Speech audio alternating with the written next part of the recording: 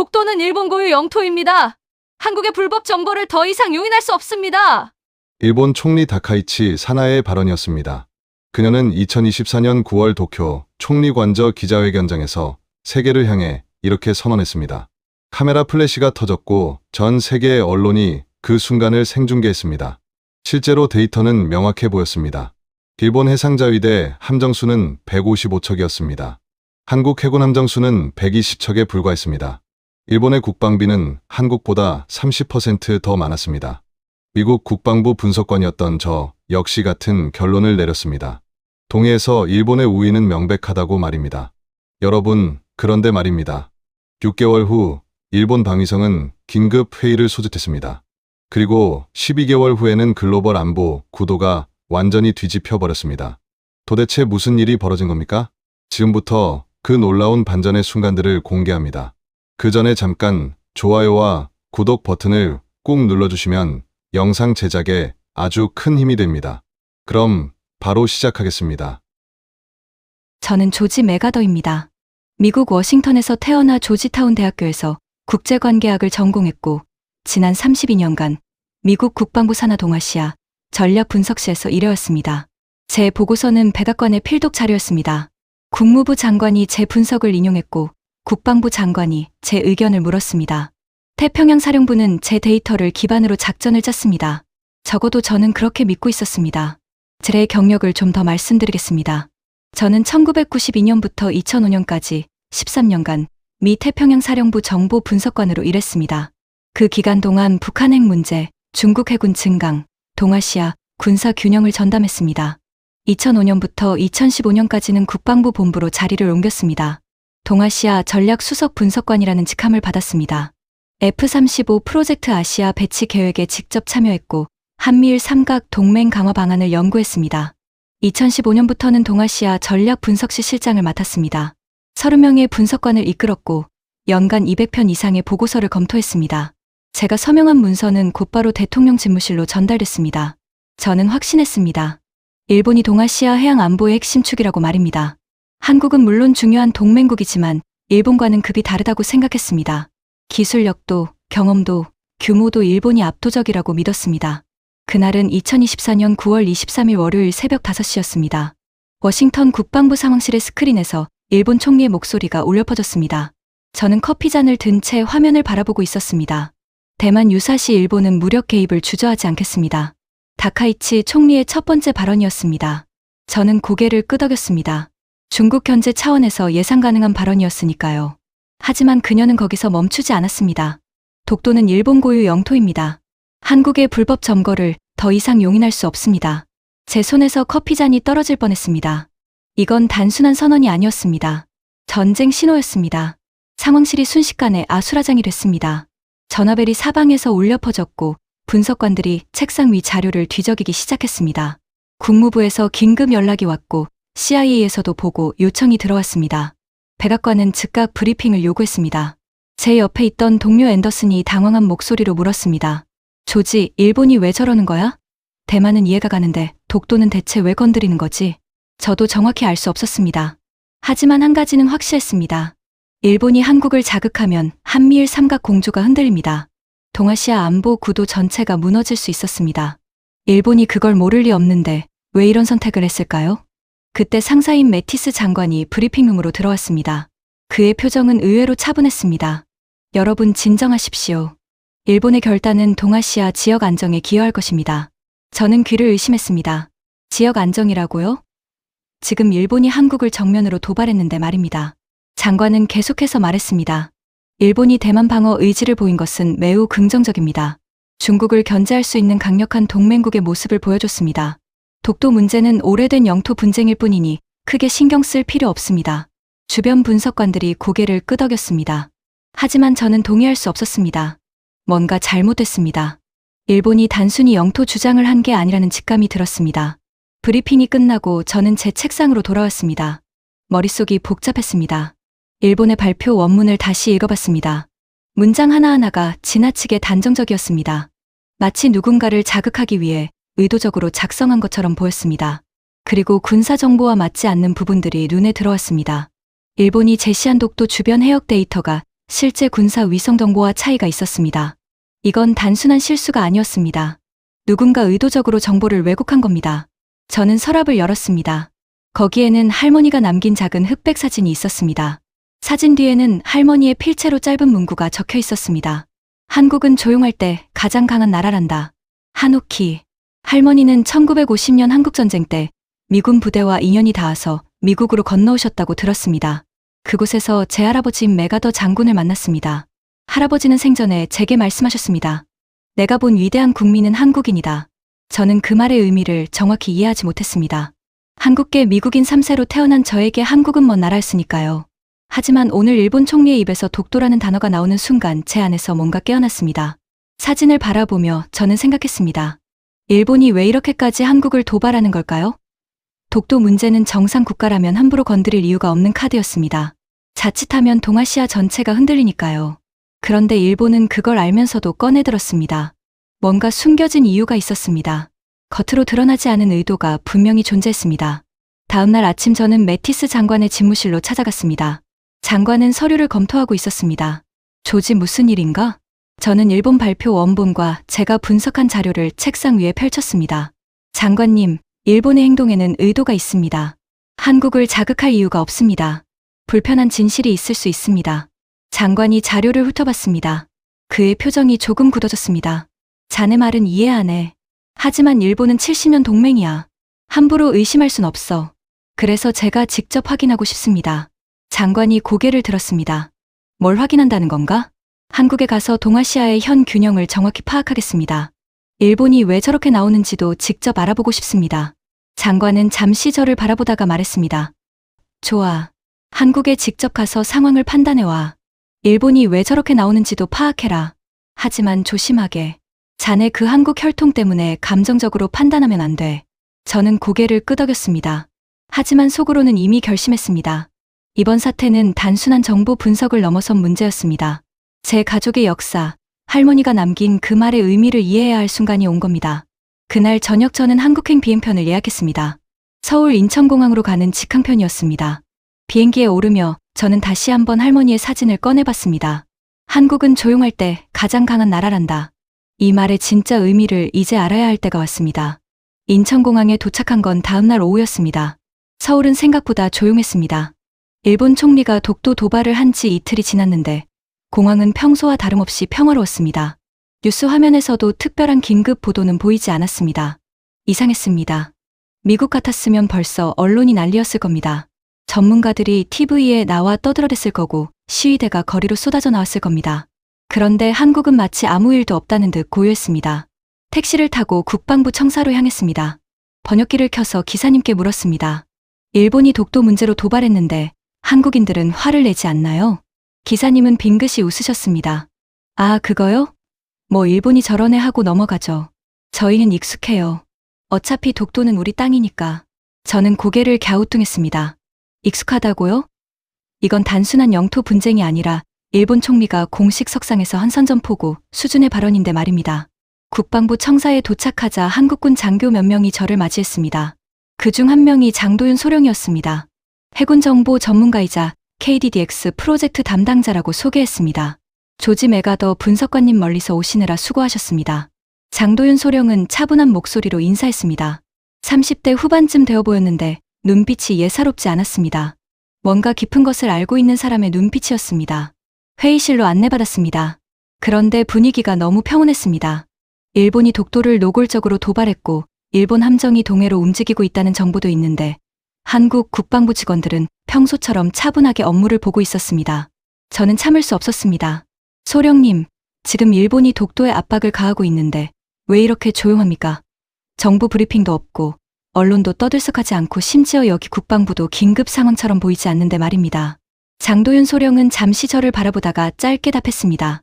우리는 적절한 때가 오면 대응합니다. 적절한 때라고요? 저는 화가 났습니다. 이건 대응 문제가 아니라 즉각 반발해야 할 상황 아닙니까? 일본이 지금 국제사회에서 한국을 불법 점거국으로 몰아가고 있다고요. 장도윤 소령은 미소만 지을 뿐이었습니다. 그 미소가 저를 더 답답하게 만들었습니다. 한국은 대체 뭘 하고 있다는 겁니까?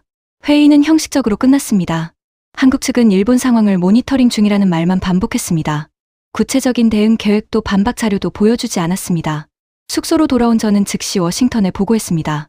한국은 준비가 없어 보입니다. 일본의 도발에 사실상 무력하게 대응 중입니다. 반격할 의지도 보이지 않습니다. 매티스 장관이 전화 너머로 냉소적으로 말했습니다. 그래서 우리가 일본을 신뢰하는 거야. 위기 상황에서 확실히 움직이니까. 한국은 역시 믿을 게 못 되는군. 전화를 끊고 저는 침대에 누웠습니다. 제가 본 한국은 조용한 게 아니라 무기력해 보였습니다. 할머니의 말씀이 틀렸던 걸까요? 여러분, 그런데 말입니다. 제가 그날 밤 알지 못했던 것이 있었습니다. 한국의 침묵에는 이유가 있었다는 것을 말입니다. 그리고 그 이유를 알게 되는 순간 제 30년 경력이 한순간에 무너지게 됩니다. 다음날 아침 7시 호텔 전화벨이 울렸습니다. 장도윤 소령이었습니다. 분석관님 보여드릴 것이 있습니다. 직접 보고 판단하시죠. 저는 의아했습니다. 무엇을 보여준다는 걸까요? 하지만 호기심이 생겼습니다. 30분 후 국방부 앞에서 장도윤 소령을 만났습니다. 어디로 가는 겁니까? 경남 해안 방어의 핵심 지점입니다. 거기 가면 이해하실 겁니다. 차는 남쪽으로 향했습니다. 고속도로를 달리는 내내 장도윤 소령은 말이 없었습니다. 저도 묻지 않았습니다.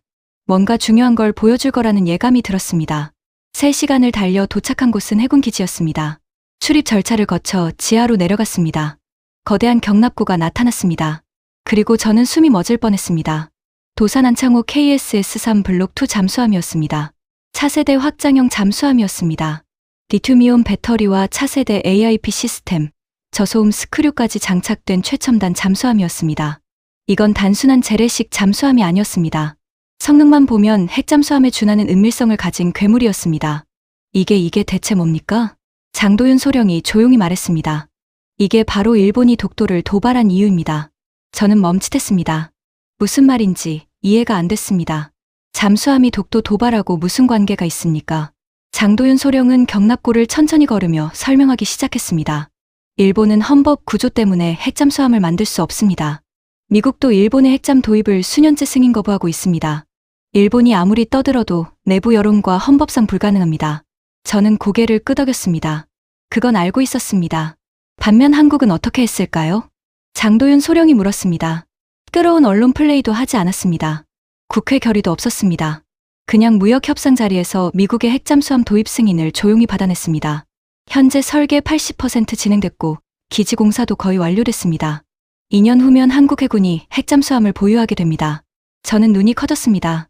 뭐라고요? 그게 사실입니까? 일본은 외쳤지만 실패했고 한국은 말없이 해냈습니다. 그들이 우릴 가장 두려워하는 이유가 바로 이겁니다. 장도윤 소령의 목소리가 차분하게 울렸습니다. 저는 비로소 이해했습니다. 일본이 독도를 건드린 이유를 말입니다. 그래서 일본이 위기를 조성하려는 겁니까? 핵잠수함 보유 명분을 만들기 위해서요. 장도윤 소령이 고개를 끄덕였습니다.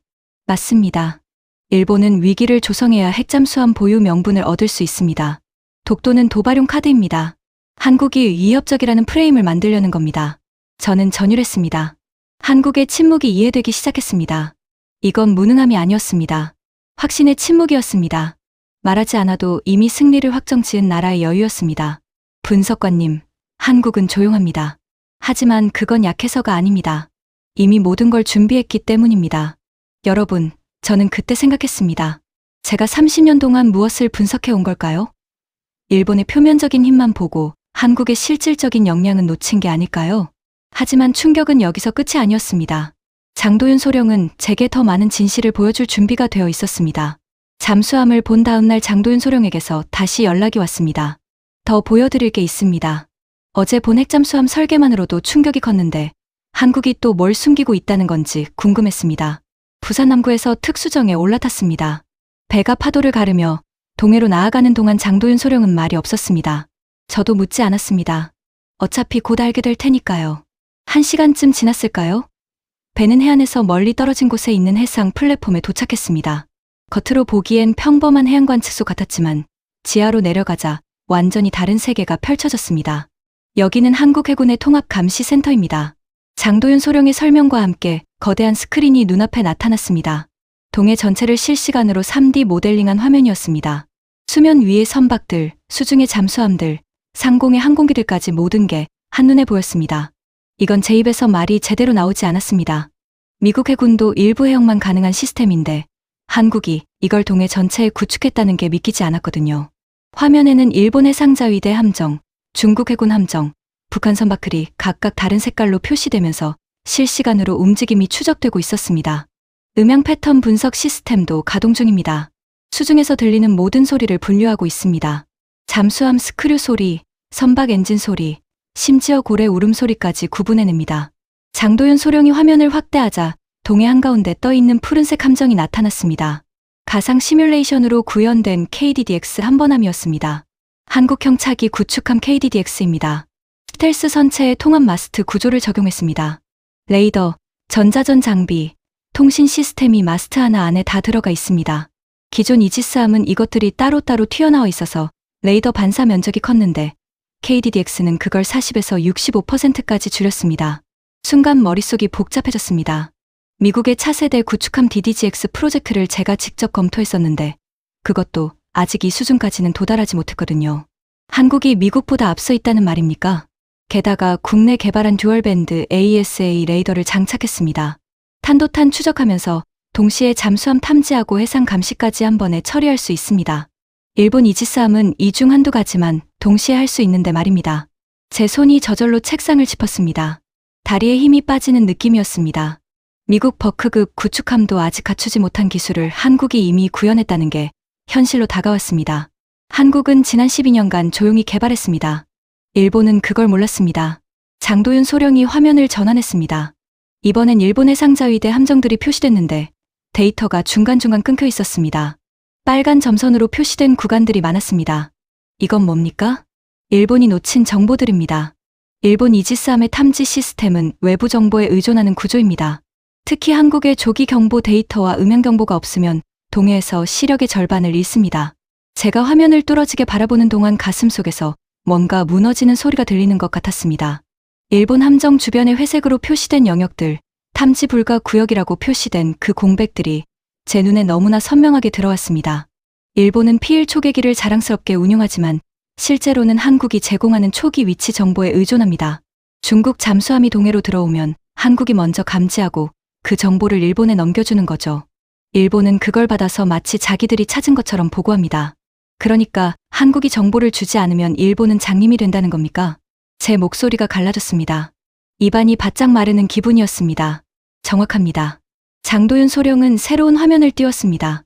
대마도 해협이었습니다. 좁은 해협을 수백 척의 선박들이 지나가고 있었습니다. 일본 에너지 수송선의 99%가 이 해협을 통과합니다. 중동에서 오는 원유, 호주에서 오는 천연가스, 동남아시아에서 오는 LNG, 전부 여기를 지나갑니다. 화면이 확대되자 해협 주변에 설치된 한국의 레이더 기지들이 나타났습니다. 부산, 거제, 대마도를 내려다보는 위치에 촘촘하게 배치되어 있었습니다. 한국은 지리적으로 이 해협을 내려다보는 고도 우위를 점하고 있습니다. 레이더망과 KDDX, 잠수함 전력으로 이 해협을 실시간 감시하고 있습니다. 만약 유사시에는 봉쇄도 가능합니다. 등골이 서늘해지는 느낌이었습니다. 대마도 해협이 막히면 일본 경제가 마비된다는 뜻이었습니다. 한국이 일본의 목줄을 쥐고 있었던 겁니다. 일본은 이 사실을 가장 두려워합니다. 그래서 한국을 위협, 국가로 만들려는 겁니다. 국제사회에 한국이 공격적이라는 이미지를 심으려는 거죠. 장도윤 소령이 또 다른 자료를 띄웠습니다. 일본 방위성의 내부 보고서였습니다. 최근 3년간 대체 실패 기록, 해상 감시 오류 사례, 중국 함정 접근을 한국이 먼저 감지한 횟수가 빼곡하게 적혀 있었습니다. P1 초계기 엔진 이상으로 작전 중단 7건, 소류급 잠수함 위치 추적 실패 사건, 동해 선박 식별 오류 12건. 이 모든 상황에서 한국이 정보를 보완해줬습니다. 하지만 일본은 자국민에게 이 사실을 숨겼습니다. 온몸에 전율이 흘렀습니다.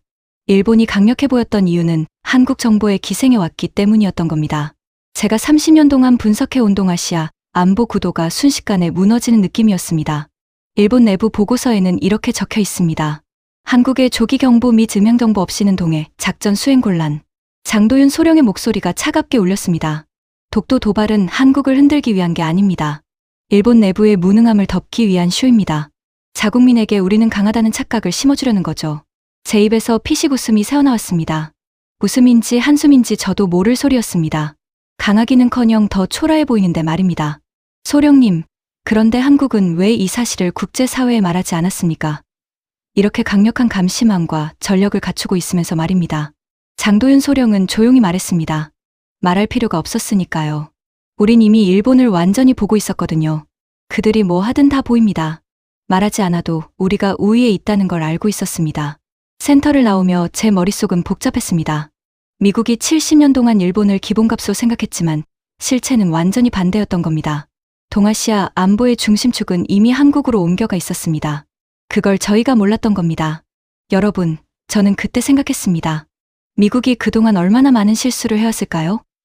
일본의 겉모습만 보고 한국의 실체를 놓친 건 아닐까요? 다음날 장도윤 소령이 저를 국방부 정보구역으로 한 번 더 불렀습니다. 마지막으로 보여드릴 게 있습니다. 지하 3층 특별회의실로 안내했습니다. 방 안에는 장도윤 소령과 저 단둘뿐이었습니다. 분석관님, 지금까지 보신 것들이 한국의 현재라면 이제 보여드릴 건 미국의 진실입니다. 대형 스크린이 켜지자 한미일 정보 네트워크 흐름도가 나타났습니다. 화살표들이 복잡하게 얽혀 있었는데 자세히 보니 이상한 점이 눈에 들어왔습니다. 일본에서 한국으로 가는 화살표는 거의 없었고 한국에서 일본으로 가는 화살표가 압도적으로 많았습니다. 이게 실제입니까? 제 목소리가 떨렸습니다. 30년간 제가 알고 있던 동맹 구조와 완전히 달랐거든요. 북한 미사일 발사 초기 궤적, 중국 항모 이동 경로, 동해 잠수함 음향 데이터, 수중 지형 정보, 미동맹국 공유 EW 데이터 모두 한국이 일본에 제공하던 정보입니다. 반면 일본이 한국에 주는 건 공개 정보 수준입니다. 제 심장이 쿵 내려앉는 느낌이었습니다. 그동안 미국이 일본을 동아시아의 정보 허브로 신뢰했던 이유가 사실은 한국 덕분이었다는 겁니까? 일본은 한국 정보 없이 동해에서 시력의 70% 이상을 잃습니다. 하지만 이 사실을 미국에 보고하지 않았습니다. 그냥 한국 정보를 받아서 마치 자기들이 수집한 것처럼 포장했습니다. 장도윤 소령은 다음 자료를 띄웠습니다. 미국 방부 내부 문서였는데 제가 본 적 없는 기밀이었습니다. F-35 정비 허브, 이 정권을 아십니까? 고개를 저었습니다. 제 담당 영역이 아니었거든요. 2019년까지 일본 미사와 기지가 아시아 태평양 F-35 정비 중심이었습니다. 그런데 2020년부터 한국 청주기지로 전면 이전됐습니다. 왜일까요? 장도윤 소령이 데이터를 확대했습니다. 정비 소요 시간, 부품 교체 속도, 비용 효율성, 기술 정확도 모든 항목에서 한국이 일본을 압도하고 있었습니다. 일본 미사와 기지는 F-35한대 정비에 평균 47일이 걸렸습니다. 한국 청주 기지는 19일이었습니다. 비용도 일본이 30% 더 높았습니다. 미 공군이 바보가 아닌 이상 선택은 명확했습니다. 제 입이 바짝 말랐습니다. 이런 사실을 왜 몰랐을까요? 아니, 누군가 의도적으로 숨긴 걸 수도 있었습니다. 지금 아시아 태평양 지역 모든 F-35 정비는 한국 중심입니다. 일본 기지는 긴급 응급 처치만 담당하는 보조 역할로 밀려났습니다. 하지만 이 사실은 일본 국민은 물론이고 일본 방위성 중하위 간부들도 모릅니다. 장도윤 소령이 화면을 전환하자 미군 함정 건조 계약 문서가 나타났습니다. 미해군 차세대 프리기탐 건조 계획도 마찬가지입니다. 원래 일본 조선소와 논의했었습니다. 그런데 한국 조선소의 제안서를 보고 즉시 계약처를 변경했습니다. 화면에는 비교표가 떠올랐습니다. 납기, 품질, 유지비, 기술력 모든 항목에서 한국이 압도적이었습니다. 특히 납기 준수율 항목이 눈에 들어왔습니다. 한국 99.2%, 일본 67.8%. 일본 조선업은 1990년대부터 경쟁력을 잃었습니다. 하지만 미국은 동맹이라는 이유로 계속 계약을 유지하려 했습니다. 그러다가 한국 조선소의 실력을 확인하고 완전히 방향을 틀었습니다. 제 손이 떨리기 시작했습니다. 지금 제가 듣고 있는 게 현실이라는 게 믿기지 않았거든요. 그리고 가장 중요한 것. 장도윤 소령은 미 태평양 사령부 문서를 띄웠습니다. 미군 실시간 정보망의 핵심 축이 어디인지 아십니까? 바로 한국 동해 감시망입니다. 정확도, 처리 속도, 데이터 신뢰도 모든 면에서 일본을 앞섭니다.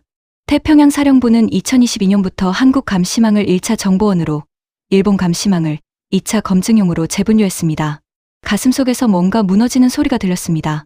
아니, 실제로 무너진 건 제 머릿속에 세워져 있던 70년짜리 동아시아 전략 구도였습니다. 심지어 일본 고위 장교들도 이 사실을 모릅니다. 미국이 일본의 자존심을 배려해서 공식적으로 발표하지 않았거든요. 제 목소리가 갈라졌습니다. 그럼 미국의 동아시아 전략 중심은 이미 한국으로 옮겨간 겁니까? 정확합니다. F-35 정비, 군함 건조, 정보망 핵심 실질적인 모든 축이 한국입니다. 일본은 명목상 동맹일 뿐입니다. 하지만 워싱턴은 이 사실을 공개하지 않았습니다. 일본이 발끈하면 정치적으로 복잡해지니까요. 제 다리에서 힘이 빠졌습니다. 의자에 앉지 않으면 쓰러질 것 같았습니다. 30년간 제가 작성한 수백 건의 보고서가 머릿속을 스쳐 지나갔습니다. 그 모든 분석이 잘못된 전제 위에 세워져 있었다는 겁니까? 일본이 독도를 도발한 이유가 이제 완전히 이해되시겠습니까? 장도윤 소령이 조용히 물었습니다. 일본은 자신들이 밀려나고 있다는 걸 알았습니다. 하지만 국민들에게 그 사실을 인정할 수 없었습니다. 그래서 위기를 만들어야 했습니다. 한국이 위협적이라는 프레임을 씌워서 핵잠수함 보유 명분을 얻고 동시에 미국의 관심을 다시 일본으로 돌리려는 겁니다. 온몸에 전율이 흘렀습니다. 독도 도발의 진짜 이유가 이거였던 겁니다. 영토 문제가 아니라 일본의 생존 전략이었던 거죠. 여러분, 저는 그때 생각했습니다. 30년 경력이 한순간에 무너지는 기분이란 이런 걸까요? 제가 그동안 믿어왔던 모든 것이 거짓이었다는 걸 깨닫는 순간 말입니다. 분석관님, 보여드릴 게 하나 더 있습니다. 장도윤 소령이 조심스럽게 말하며 새로운 자료를 띄웠습니다. 학계 연구 문서였는데 제목이 눈에 들어왔습니다. 대마도의 역사적 귀속 문제 재검토. 이건 정부 자료가 아닙니다. 한국 역사학계에서 수년간 축적한 연구 결과입니다. 화면에 오래된 문서들이 나타났습니다. 1443년 계해약조, 1870년 일본 태정관 지령, 1876년 편입 기록, 1951년 샌프란시스코 조약 초안, 1443년 계약조에서 대마도주는 조선 왕조의 세공을 바쳤습니다. 완전한 종속국 관계였습니다. 1870년 일본 태정관은 대마도 귀속이 불명확하니 신중히 대응하라고 지시했습니다. 1876년 일본이 대마도를 편입할 때 국제법적 절차는 전혀 없었습니다. 그냥 일방적으로 자기 땅이라고 선언했을 뿐입니다. 제 숨이 멎는 것 같았습니다. 이건 단순한 역사 자료가 아니었습니다. 시한폭탄이었습니다. 1951년 샌프란시스코 조약 초안을 작성하던 덜레스는 메모에 이렇게 적었습니다. 대마도는 한국과의 귀속 논쟁이 있어 재검토가 필요하다. 장도윤 소령이 저를 똑바로 바라봤습니다. 이 자료들은 아직 국제사회에 제출되지 않았습니다. 한국 정부가 공식적으로 주장한 적도 없습니다. 하지만 일본이 독도를 건드린 순간 이 자료는 한국의 비대칭 카드가 됐습니다. 그럼 한국은 대마도 귀속 문제를 제기할 수 있다는 겁니까? 제 목소리가 떨렸습니다. 제기할 수 있습니다. 하지만 하지 않습니다. 왜인지 아십니까? 장도윤 소령이 미소 지었습니다. 역사는 소리치는 사람이 아니라 증거를 가진 사람이 이깁니다. 우리는 지금 증거를 쌓고 있는 중입니다. 필요한 순간이 오면 그때 꺼내면 됩니다. 독도가 일본의 정치용 카드라면 대마도는 한국의 진실 카드입니다.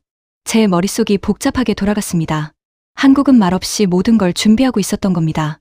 미국 전략의 실질적 중심이 되고 일본의 구조적 약점을 파악하고 역사적 카드까지 확보해 두고 있었던 거죠. 분석관님, 이제 이해하시겠습니까? 장도윤 소령이 조용히 물었습니다. 미국이 70년 동안 일본을 중심으로 세운 전략은 이미 한국 중심으로 바뀌었습니다. 하지만 워싱턴은 그 사실을 인정하지 않았습니다. 일본은 그걸 이용해서 계속 혜택을 받았고요. 그 구조가 이제 무너지고 있습니다. 제 입에서 긴 한숨이 새어나왔습니다. 그리고 천천히 고개를 끄덕였습니다. 이 진실을 워싱턴에 보고해야 합니다. 미국이 70년 동안 오판해 온 동아시아 전략을 바로잡아야 합니다. 회의실을 나오며 저는 생각했습니다. 한국은 조용할 때 가장 강한 나라였습니다. 말하지 않아도 이미 승부를 확정지었고 움직이지 않아도 이미 중심이 되어 있었던 겁니다. 서울에서의 마지막 날 저는 장도윤 소령에게 조심스럽게 물었습니다. 제 가족이 한국과 연결이 있는데 어디부터 봐야 할까요? 할머니가 남긴 사진이 있는데 어디인지 정확히 모르겠어서요. 장도윤 소령이 사진을 보더니 바로 알아봤습니다. 이거 포항 구룡포네요. 전쟁 때 피난민들이 많이 모였던 곳입니다.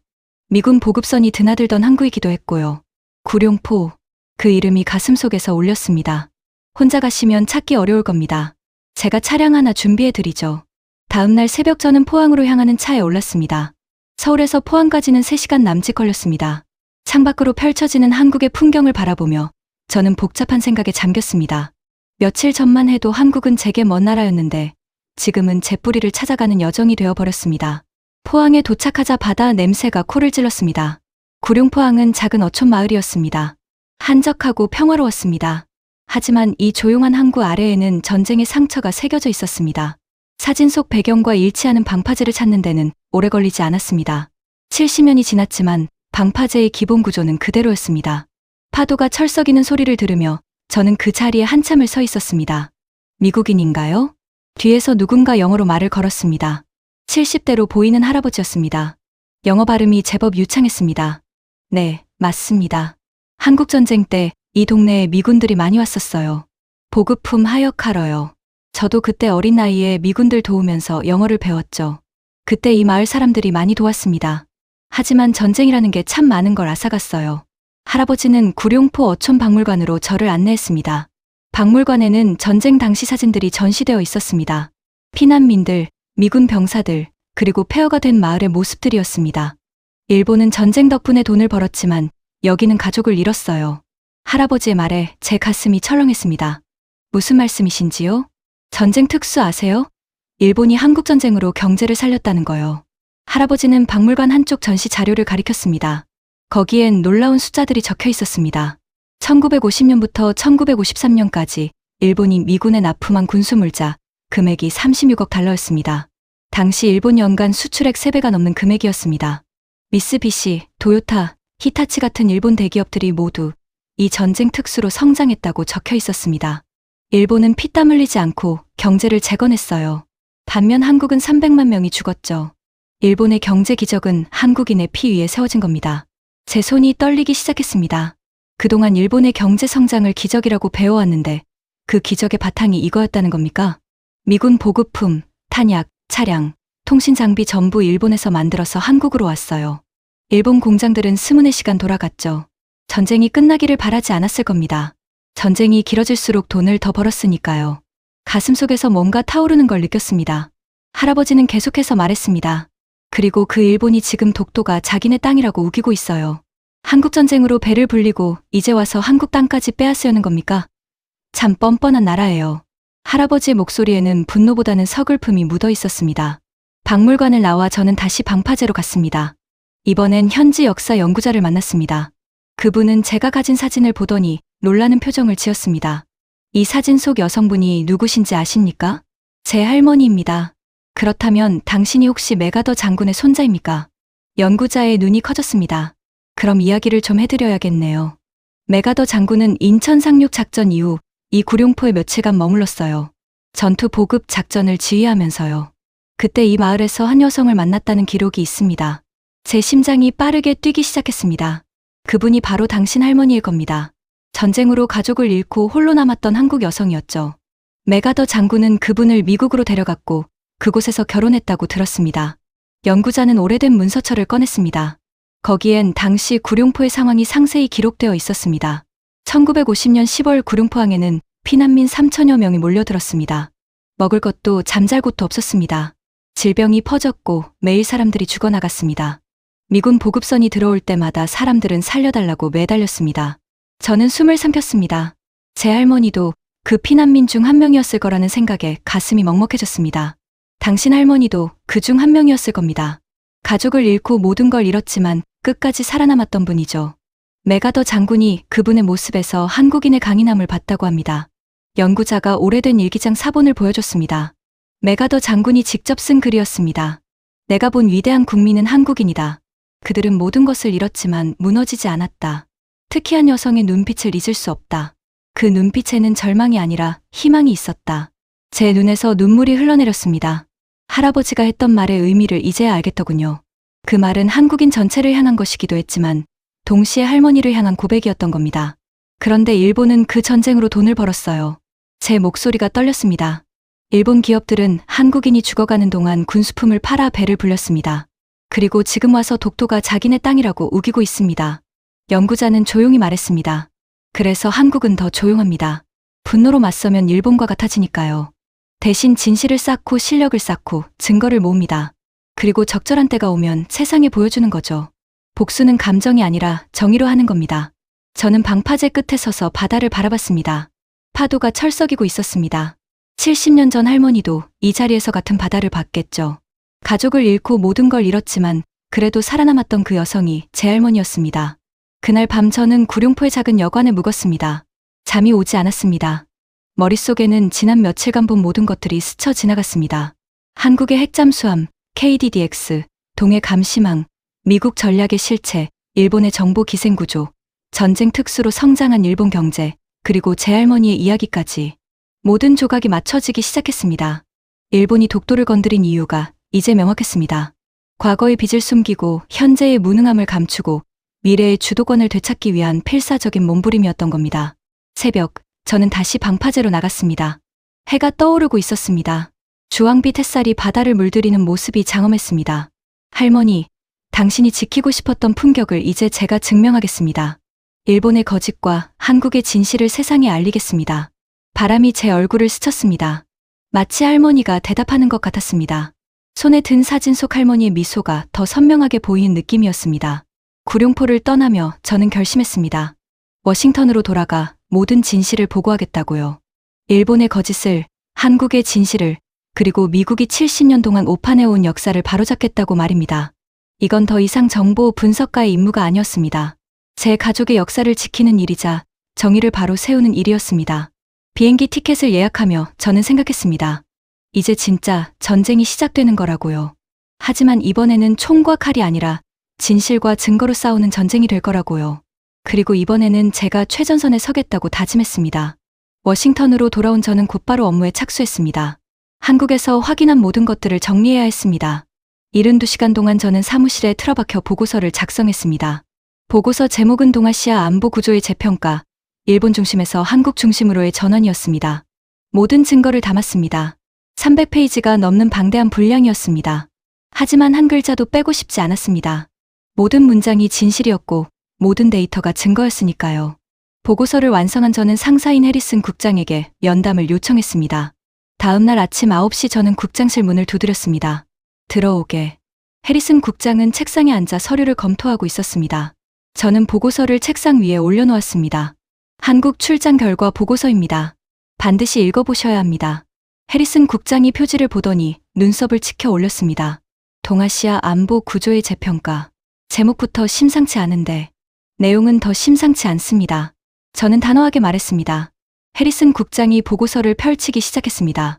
첫 장을 넘기더니 표정이 굳어졌습니다. 두 번째 장, 세 번째 장. 페이지를 넘길수록 그의 얼굴색이 하얗게 변해갔습니다. 10분쯤 지났을까요? 해리슨 국장이 보고서를 탁 닫더니 책상을 내리쳤습니다. 조지, 너 지금 무슨 짓을 한 건지 알아? 목소리가 떨리고 있었습니다. 분노인지 두려움인지 모를 감정이었습니다. 사실을 보고한 겁니다. 사실이라고? 이건 사실이 아니라 폭탄이야. 일본은 70년 동맹이라고.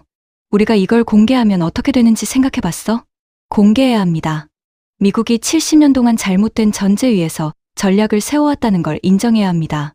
해리슨 국장이 의자에서 벌떡 일어났습니다. 잘못된 전제. 조지 정신 차려. 일본이 무너지면 미국의 태평양 전략 전체가 무너진다고. 우린 일본을 버릴 수 없어. 제 목소리는 차분했습니다. 국장님, 이미 무너졌습니다. 단지 우리가 몰랐던 거죠.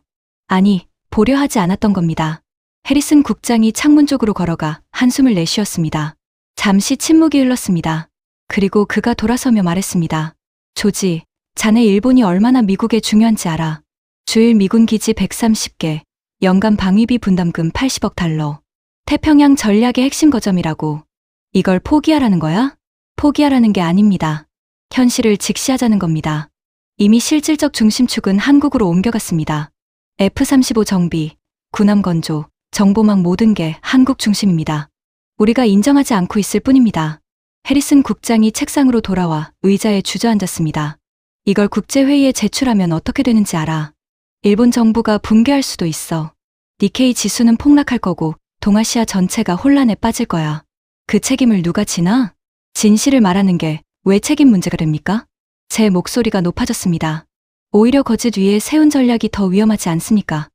언젠가는 무너질 텐데 그때 가서 더 큰 대가를 치르게 될 겁니다. 해리슨 국장이 소리쳤습니다. 이걸 제출하면 너도 나도 우리 부서도 끝장이야. 백악관에서 가만히 있을 것 같아. 국무부에서 가만히 있겠어? 일본 로비가 얼마나 강력한지 알아. 그래서 진실을 묻자는 겁니까? 진실. 조지. 외교에서 진실은 사치야. 국익이 먼저야. 우린 일본을 지켜야 해. 그게 미국의 국익이니까. 저는 고개를 저었습니다. 국익은 진실 위에 세워져야 합니다. 거짓 위에 세운 국익은 언젠가 무너집니다. 해리슨 국장이 보고서를 집어들더니 제 앞에 내밀었습니다. 당장 이거 폐기해. 이건 명령이야. 거부합니다. 저는 이 보고서를 폐기할 수 없습니다. 이건 제 30년 경력의 결산이자 미국이 나아가야 할 방향입니다. 조지 정신 차려. 이거 제출하면 자네 커리어 끝이야. 국방부에서 쫓겨날 거고 어떤 싱크탱크도 자네를 받아주지 않을 거야. 그래도 괜찮습니다. 제 커리어보다 진실이 더 중요합니다. 제 목소리는 흔들리지 않았습니다. 여러분, 저는 그때 생각했습니다. 30년 경력을 걸고 진실을 선택하는 순간이란 이렇게 무겁고도 명확한 것이구나 하고요. 다음 주 제네바에서 국제해양법위원회가 열린다는 정보를 입수했습니다. 독도 문제가 논의될 예정이었습니다. 거기가 바로 진실을 밝힐 적기였습니다. 저는 몰래 한국 측에 연락했습니다. 장도윤 소령이 전화를 받았습니다.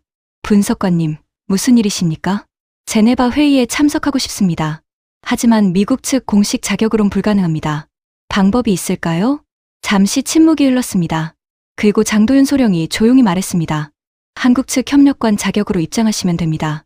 패스를 준비해 두겠습니다. 감사합니다. 아닙니다. 진실을 밝히려는 용기에 감사드립니다. 제네바 국제회의장에 도착한 건 회의 시작 1시간 전이었습니다. 새벽 비행기를 타고 온 탓에 몸은 피곤했지만 정신은 오히려 또렷했습니다. 가방 안에는 300페이지짜리 보고서와 USB 메모리가 들어 있었습니다. 이 안에 일본의 70년 거짓이 담겨 있었습니다. 회의장이 점점 사람들로 채워졌습니다. 프랑스 대표, 독일 대표, 영국 대표, 중국 대표까지 40여 국 대표들이 자리를 잡았습니다. 그리고 일본 대표단도 들어왔습니다. 10명 정도 되는 인원이었는데 모두 검은 양복을 입고 있었습니다. 정각 10시 의장이 의사봉을 두드렸습니다. 제28차 국제해양법위원회 특별회의를 시작하겠습니다. 오늘 안건은 동해상 암초 지형의 영유권 분쟁에 관한 것입니다. 먼저 일본 측 발표를 듣겠습니다. 일본 대표가 단상으로 걸어 나왔습니다. 그의 걸음걸이는 자신감으로 가득했습니다. 존경하는 각국 대표 여러분, 일본 외무성 해양 영토 심의관입니다. 오늘 저는 다케시마가 명백한 일본 고유 영토임을 증명하고자 합니다. 스크린에 오래된 지도가 떠올랐습니다. 그의 프레젠테이션은 정교했습니다. 역사 자료, 지도, 국제법 조항들이 매끄럽게 이어졌습니다. 각국 대표들이 메모를 하기 시작했습니다. 프랑스 대표는 고개를 끄덕이고 있었고 독일 대표는 자료를 면밀히 검토하는 듯했습니다. 제 주먹이 저절로 쥐어졌습니다. 결론적으로 다케시마는 역사적으로, 국제법적으로 그리고 실효적 지배 측면에서 명백한 일본 영토입니다. 한국의 주장은 근거 없는 민족주의적 감정론에 불과합니다. 일본 대표가 단상에서 내려왔습니다. 일부 다른 국가 대표들도 손뼉을 쳤습니다. 분위기는 명백히 일본 쪽으로 기울고 있었습니다. 의장이 말했습니다. 한국 측 반론이 있습니까? 한국 수석 대표가 일어나려는 순간 저는 먼저 손을 들었습니다. 심장이 터질 듯 뛰었습니다. 발언권을 요청합니다. 의장이 의아한 표정으로 저를 바라봤습니다. 소속과 신분을 밝혀주십시오. 저는 천천히 일어났습니다. 온 회의장의 시선이 저에게 집중됐습니다. 미국 국방부 산하동아시아 전략분석실 선임 분석관 조지 메가더입니다. 지난 30년간 동아시아 군사 안보를 전문으로 분석해왔습니다. 회의장이 술렁거리기 시작했습니다. 일본 대표단 쪽에서 급하게 속삭이는 소리가 들렸습니다. 의장이 규정집을 펼쳐 확인하더니 말했습니다. 발언을 허가합니다. 저는 가방에서 노트북을 꺼냈습니다. 존경하는 각국 대표 여러분, 저는 오늘 독도 문제를 넘어서 더 본질적인 질문을 던지고자 합니다. 일본의 해양 전력은 정말 독자적입니까? 그리고 독도를 주장하는 일본의 진짜 이유는 무엇입니까? 화면에 첫 번째 자료가 떠올랐습니다. 일본 방위성 내부 보고서였습니다. 이것은 일본 방위성이 작성한 2022년동의 작전평가 보고서입니다. 미 국방부 정보 교환 시스템을 통해 입수한 자료입니다. 여기 명시된 내용을 읽어드리겠습니다.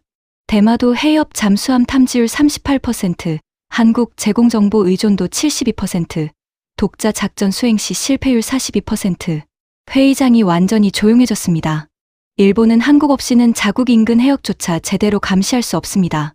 그런 일본이 독도 해역을 실효 지배한다고 주장하는 건 모순 아닙니까? 더 중요한 사실을 말씀드리겠습니다. 일본이 지금 독도를 문제 삼는 진짜 이유는 영토가 아닙니다. 화면이 전환됐습니다. 한국의 핵잠수함 개발 일정표와 일본의 핵잠수함 보유 시도 실패 기록이 나란히 나타났습니다. 일본은 지난 15년간 핵잠수함 보유를 시도했지만 헌법 제약과 국제사회 반대로 번번이 실패했습니다. 반면 한국은 조용히 미국의 승인을 받아냈고 현재 핵잠수함 설계가 80% 완료됐습니다. 2년 후면 한국이 핵잠수함을 보유하게 됩니다. 프랑스 대표가 앞으로 몸을 숙이며 자료를 주시했습니다. 일본은 이 사실을 알고 있었습니다. 그래서 위기가 필요했습니다. 한국이 위협적이라는 국제적 인식을 만들어서 자신들의 핵잠수함 보유를 정당화하려는 겁니다. 독도는 그 명분을 만들기 위한 도구일 뿐입니다. 일본 대표가 책상을 내리쳤습니다. 터무니없는 음모론입니다. 하지만 제 발표는 멈추지 않았습니다. 음모론이 아닙니다. 전략적 필연입니다. 그리고 여기 더 흥미로운 역사적 사실이 있습니다. 화면에 오래된 문서들이 나타났습니다. 1443년 계해약조, 1870년 태정관 지령, 1876년 편입 기록, 1951년 덜레스 메모. 일본이 독도를 자기 땅이라고 주장한다면 대마도는 어떻습니까? 1443년 조선과 대마도 사이에 체결된 계해약조에서 대마도주는 조선 왕에게 세공을 바쳤습니다. 1870년 일본 태정관은 대마도 귀속이 불명확하다고 공식 문서에 명시했습니다. 1951년 샌프란시스코 조약 초안 작성자 덜레스는 대마도 귀속 문제를 재검토해야 한다고 메모를 남겼습니다. 제가 회의장을 천천히 둘러보며 말했습니다. 독도가 분쟁 대상이라면 대마도 역시 역사적 검증이 필요합니다. 한국은 지금까지 이 카드를 꺼내지 않았습니다. 하지만 일본이 독도를 건드린 이상 이 역사적 진실 역시 국제사회의 판단을 받아야 하지 않겠습니까? 회의장이 폭발했습니다. 각국 대표들이 동시에 웅성거렸고 통역사들의 목소리가 뒤섞였습니다. 일본 대표는 창백한 얼굴로 자리에 주저앉았습니다. 저는 마지막 한마디를 남기고 단상에서 내려왔습니다. 진실은 결국 드러나게 되어 있습니다. 70년간 숨겨진 진실이 오늘 이 자리에서 빛을 보게 됐습니다. 제네바 회의가 끝난 후 호텔로 돌아왔습니다. 노트북을 켰습니다. 이미 전 세계 언론이 오늘 회의를 보도하고 있었습니다. CNN, BBC, 알자지라, 르몽드. 헤드라인은 모두 비슷했습니다. 일본의 몰락, 동아시아 질서 재편, 70년 거짓의 대가. 다음날 아침 백악관에서 긴급 브리핑이 열린다는 뉴스가 떴습니다. 트럼프 대통령이 직접 나선다고 했습니다. 저는 호텔 방에서 생중계를 켰습니다. 트럼프 대통령이 단상에 섰습니다. 그의 표정은 단호했습니다. 미국 국민 여러분, 그리고 전 세계 여러분. 오늘 저는 중대한 발표를 하고자 합니다. 지난 70년간 미국은 일본을 동아시아 전략의 핵심 파트너로 삼아왔습니다. 하지만 최근 밝혀진 사실들은 우리의 믿음이 잘못됐음을 보여줍니다. 일본은 정보협력, 기술협력, 군사협력 전반에서 미국을 기만해왔습니다. 독도 문제는 단순한 영토 분쟁이 아니었습니다. 일본이 자신들의 무능함을 감추고 한국을 위협, 국가로 만들기 위한 정치적 조작이었습니다. 이는 용납할 수 없는 행위입니다. 따라서 미국은 오늘부터 동아시아 안보 전략을 전면 재편합니다. 한국을 새로운 전략적 중심으로 삼겠습니다. F-35 정비, 군함 건조, 정보 협력 모든 면에서 한국과의 관계를 강화할 것입니다. 저는 화면을 멍하니 바라봤습니다. 제가 시작한 일이 이렇게 큰 파장을 일으킬 줄은 몰랐거든요. 그날 오후 해리슨 국장에게서 전화가 왔습니다. 조지 자네 지금 어디 있나? 목소리는 의외로 차분했습니다. 제네바입니다. 아직 여기 있습니다. 그래, 자네가 해낸 일 다들 알고 있네. 백악관도 국방부도 국무부도 다 알아. 처음엔 자네를 해고하려는 목소리가 컸어. 명령 불복종, 기밀 유출, 외교적 파장. 자네를 법정에 세우자는 사람도 있었지. 하지만 백악관이 입장을 바꿨어. 대통령이 직접 자네를 옹호했네. 자네가 미국의 70년 오판을 바로잡았다고 말이야. 그래서 결정됐어. 조지 자네에게 동아시아 전략 재편 태스크포스 책임자 자리를 제안하네. 사성 장군급 대우야. 돌아오게. 자네가 필요해. 미국이 자네를 필요로 하네. 긴 침묵이 흘렀습니다. 그리고 저는 천천히 말했습니다. 국장님, 저는 돌아가지 않겠습니다. 뭐라고? 조지, 무슨 소리를 하는 건가? 국장님, 지난 며칠간 생각을 많이 했습니다. 제가 평생 무엇을 위해 일해왔는지, 제 뿌리가 어디인지, 앞으로 어떻게 살아야 하는지 말입니다. 제 할머니는 한국전쟁 때 모든 걸 잃었습니다. 가족도 집도 고향도 다 잃었습니다. 하지만 품격을 잃지 않았습니다. 미국으로 건너가서도 한국을 잊지 않았고 손자인 저에게 한국의 위대함을 가르쳤습니다. 저는 30년 동안 미국을 위해 일했습니다. 하지만 진실을 밝히는 순간 깨달았습니다. 제가 정말 지켜야 할 건 할머니의 유산이라는 거요. 그리고 그 유산은 한국에 있습니다. 저는 한국으로 갑니다. 포항구룡포, 할머니가 떠났던 그곳으로 돌아가려고 합니다. 그리고 거기서 남은 인생을 살겠습니다. 긴 침묵이 흘렀습니다. 그리고 해리슨 국장이 조용히 말했습니다. 알겠네. 자네 선택을 존중하겠네. 하지만 조지 언제든 마음이 바뀌면 문은 열려 있다는 걸 기억하게. 자네는 훌륭한 분석관이었어. 감사합니다, 국장님. 그동안 많이 배웠습니다. 일주일 후 저는 인천공항에 도착했습니다. 다시 한국 땅을 밟는 순간 묘한 감정이 들었습니다. 이번엔 출장이 아니라 귀향이었습니다. 포항 버스를 탔습니다. 창밖으로 펼쳐지는 한국의 풍경을 보며 저는 생각했습니다. 이곳이 제 할머니가 태어나고 자란 땅이구나. 전쟁을 겪고 이별을 겪고 그래도 끝까지 잊지 않았던 땅이구나. 다음날 저는 구룡포 공동묘지로 향했습니다. 마을 어르신이 안내해 주신 곳이었습니다. 작은 비석들이 줄지어 서 있었고 그중 하나에 한옥희라는 이름이 새겨져 있었습니다. 저는 무릎을 꿇었습니다. 눈물이 흘러내렸습니다. 할머니, 저 왔습니다. 70년 만에 손자가 돌아왔습니다. 당신이 지키고 싶었던 것을 이제 제가 이어가겠습니다. 가방에서 서류를 꺼냈습니다. 한국 귀화 신청서였습니다. 이미 작성을 마친 상태였습니다. 한국 이름도 정했습니다. 메가더 도윤. 도윤은 물이 흐르듯 자연스럽게 살라는 의미였습니다. 저는 이제 정식으로 대한민국 국민이 되려고 합니다. 강함은 기술로 증명됩니다. 하지만 위대함은 품격으로 완성됩니다. 한국은 조용히 실력을 쌓았습니다. 말없이 진실을 모았고 적절한 때에 세상에 보여줬습니다. 그리고 저는 이제 이 나라의 아들입니다. 파도가 철썩이며 방파제를 때렸습니다. 바람이 불어왔습니다. 차갑지만 상쾌한 바람이었습니다. 제 얼굴을 스치는 그 바람 속에서 할머니의 목소리가 들리는 것 같았습니다. 잘했다고. 이제 집에 왔다고. 여기가 내 자리라고. 저는 미소 지었습니다. 70년 만에 가족이 고향으로 돌아온 겁니다. 긴 여정이었지만 결국 제자리를 찾았습니다. 한국은 조용할 때 가장 강한 나라입니다. 그리고 저는 이제 그 나라의 사람이 될 겁니다. 여러분, 오늘 이야기 어떠셨습니까? 한국은 말없이 실력을 쌓고 적절한 때 세상에 보여주는 나라입니다. 오늘 이야기가 가슴 뭉클하셨다면 댓글창에 대한민국 만세를 남겨주시고 우리 대한민국을 함께 응원해 주십시오. 좋아요와 구독은 더 좋은 영상을 만드는 큰 힘이 됩니다. 다음에도 더 뜨거운 감동, 더 자랑스러운 대한민국 이야기로 찾아뵙겠습니다. 오늘도 우리 구독자님들의 가정에 따뜻한 행복이 가득하시길 진심으로 바라겠습니다. 긴 영상 끝까지 시청해 주셔서 정말 감사합니다. 내일 더 좋은 이야기로 찾아뵙겠습니다. 감사합니다.